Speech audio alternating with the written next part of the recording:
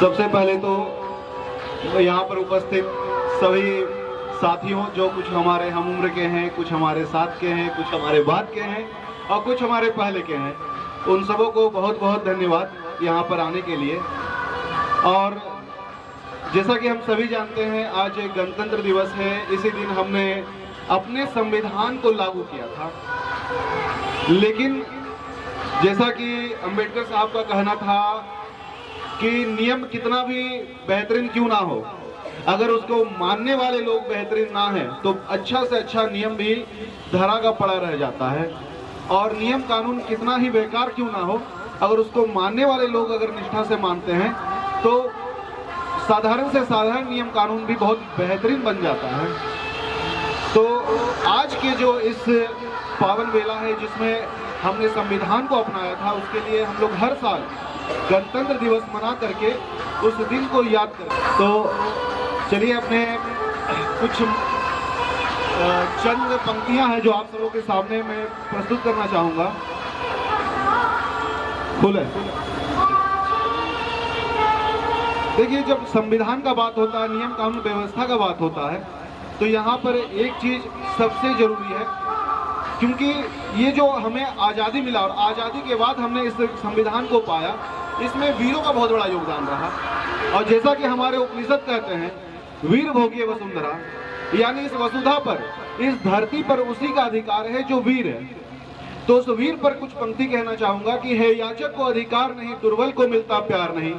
हे याचक को अधिकार नहीं, दुर्बल को मिलता प्यार नहीं। वह वीर भला क्या वीर कहो जिसमें रंग का हुंकार नहीं। वह वीर भला क्या वीर कहो जिसमें रंग का हुंकार नहीं। हे समर संघ का नाद हुआ, है समर संघ का नाद हुआ, अब कोई भी संवाद नहीं।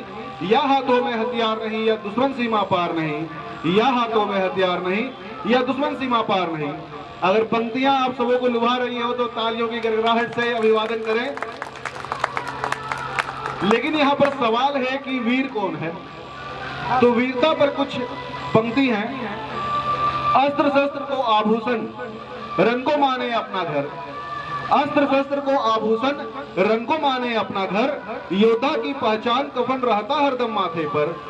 योद्धा की पहचान कफन रहता हरदम माथे पर। रंग में प्राणों की चिंता करते केवल कायर। रंग में प्राणों की चिंता करते केवल कायर। वीर विजय गाथा लिखते हैं दुश्मन की छाती पर।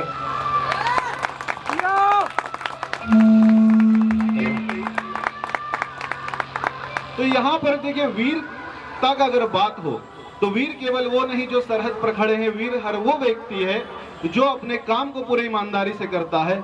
वही सच्चा देशभक्त है, वही सच्चा वीर है, वही सच्चा योद्धा है। क्योंकि आम जीवन में जीवित रहना भी अपने आप में एक युद्ध है। आप सभी जान रहे हैं कि ना, एक दिन भी इंसान अगर अपने आप को जीवित रख पाता है, अपने आप को खुशहाल रख पाता है, तो वो भी अपने आप में एक युद्ध है और वो भी सबसे बड़ा योद्धा है। केवल वो नहीं कि जो हथियार लेकर के सरहद पर खड़े हैं। तो यहाँ पर जैसा कि देश में अभी स्थिति बनी हुई है, इस देश की उन्नति प्रगति तभी हो सकती है जब आपस में सामंजस्य हो, आपस में भाईचारा हो।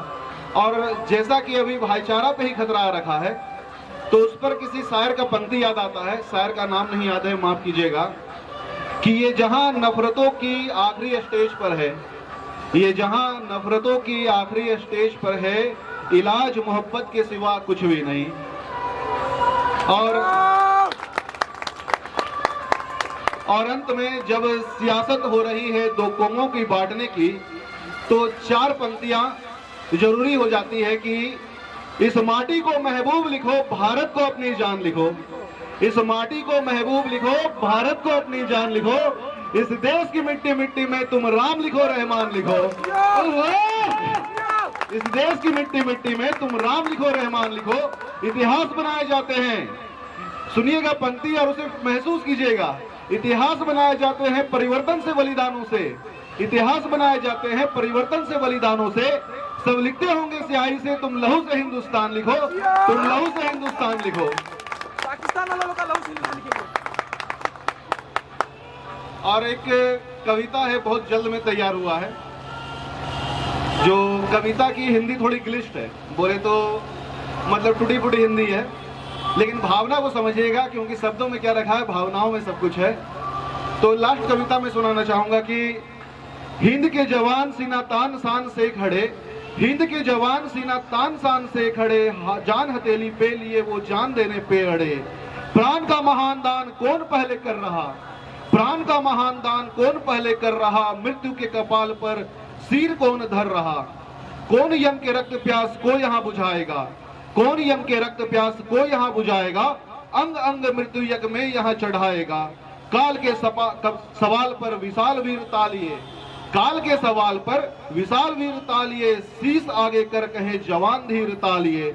मातृभूमि को लहू से शुद्ध करने के लिए अंग अंग अर्पित है युद्ध करने के लिए। तो धन्यवाद, आप सभी इतने अच्छे से सुने।